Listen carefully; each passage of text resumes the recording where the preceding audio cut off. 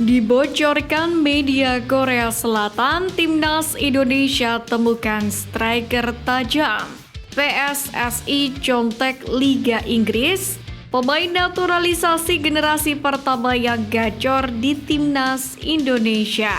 Simak informasi selengkapnya sebagai berikut.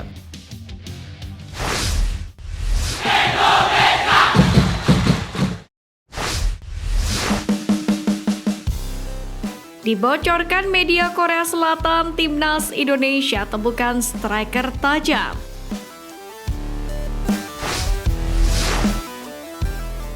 Kabar menarik datang dari media asal Korea Selatan yang tiba-tiba menyarankan agar Timnas Indonesia melakukan naturalisasi terhadap bintang muda Belanda ini.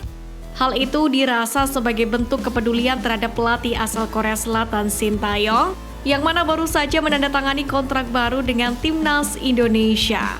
Sebagaimana diketahui, skuad Garuda memang belum berhenti mencari pemain keturunan khususnya di Eropa jelang kualifikasi Piala Dunia 2026 ronde ketiga.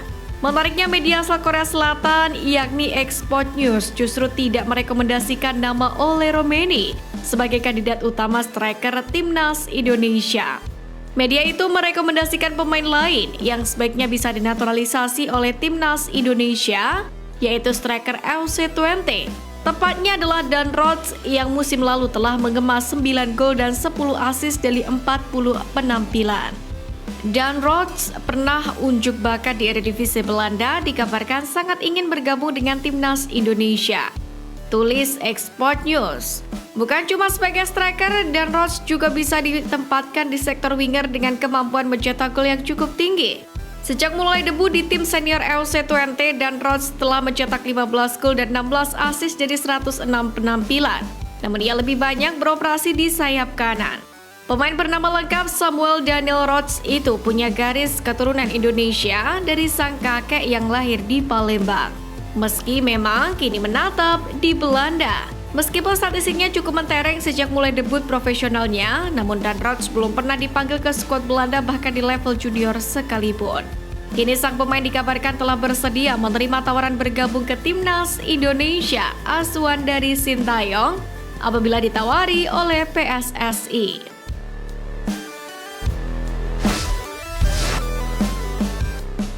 Pemain naturalisasi generasi pertama yang gacor di Timnas Indonesia.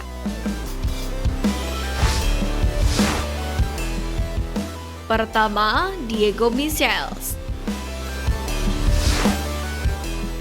Diego Michels tiba di Indonesia pada 2011 dan memilih untuk menjadi WNI.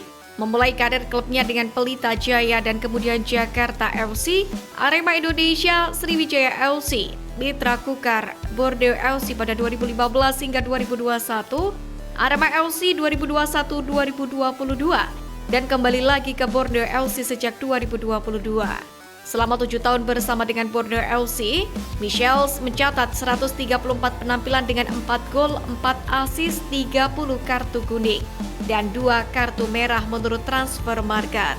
Di Timnas Indonesia sendiri, Michels hanya bermain 3 kali, sementara di Timnas U23 dia memiliki 16 penampilan. Kedua, Stefano Lillipali.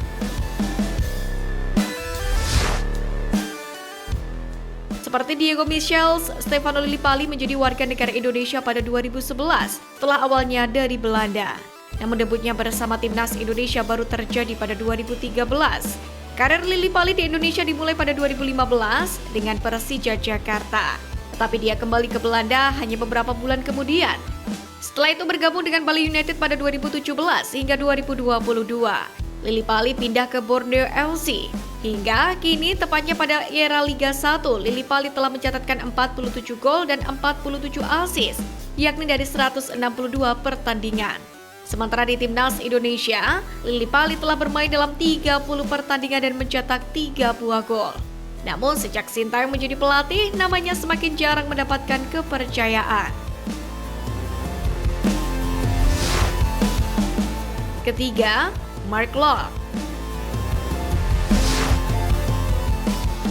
Mark Klok memulai karir di Indonesia bersama dengan PSM Makassar pada 2017, sebelum bergabung dengan Persija Jakarta pada 2020 dan kini memperkuat Persib Bandung. Dia memperoleh kewarganegaraan Indonesia pada akhir 2020. Namun debut bersama dengan Timnas Indonesia baru terjadi pada Juni 2022. Tepatnya setelah 5 tahun tinggal di Indonesia. Selama bersama PSM, Klok pun membantu meraih gelar Piala Indonesia 2018-2019 dan dengan Persija dia berkontribusi pada Piala Menpora 2021. Di Timnas Indonesia sendiri, Klok telah tampil dalam 19 pertandingan dengan mencetak 4 gol dan 1 assist. Namun ia tidak dipanggil oleh Sintayong untuk kualifikasi Piala Dunia 2026 lantaran kalah bersaing dengan nama-nama seperti Tom Haye, Farjener hingga Ricky Kambuaya.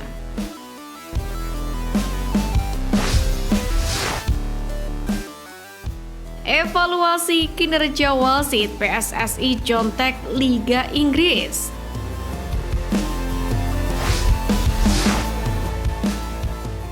Para pecinta sepak bola tanah air kembali mendapatkan kabar bahagia usai PSSI tampak serius membuat Liga 1 musim 2024-2025 naik kelas. Setelah penggunaan video assistant referee atau VAR telah pasti bakal dipakai untuk musim depan, akan ada juga sistem baru yang diterapkan untuk mengevaluasi wasit. Dalam hal ini, Wakil Ketua Komisi Wasit Yoshimi Ogawa menyampaikan kalau reverse system bisa meningkatkan kualitas wasit. Sistem ini sebelumnya telah digunakan pada kompetisi Liga Inggris. Sebagai informasi, reverse system adalah sistem penanda otomatis. Sistem ini memungkinkan untuk mengevaluasi secara berkala performa para wasit untuk membantu mengembangkan performa kala bertugas. Sistem ini juga menggabungkan materi latihan untuk terus dilakukan. Ogawa menjelaskan kalau reverse system ini sangat akurat. Nantinya, para wasit tanah air bisa mengetahui apa yang harus diperbaiki ke depannya. Sebab nantinya para wasit akan mendapatkan evaluasi dari referee assessor. Menariknya, Ogawa memberikan apresiasi kepada Ketum PSSI, Erick Thohir beserta jajarannya karena mengambil langkah untuk memakai reverse system. Dia sangat yakin sistem ini akan sangat membantu kinerja perwasitan di Indonesia. Sebelumnya, PSSI juga berencana memboyong wasit asing kelas atas di kompetisi 2024-2025. Wasit asing yang akan didatangkan ke Liga 1 berlabel kelas atas, seperti calon wasit di Piala Dunia atau wasit-wasit di kompetisi elit Asia. Namun, wasit asing yang akan memimpin di Liga 1 musim depan jumlahnya tidak banyak. PSSI sendiri kemungkinan hanya akan menugaskan 1 wasit asing dalam setiap bulannya. Hal itu dilakukan agar level kompetisi di tanah air tidak kalah bersaing dengan Timnas Indonesia yang juga mengalami perkembangan secara signifikan.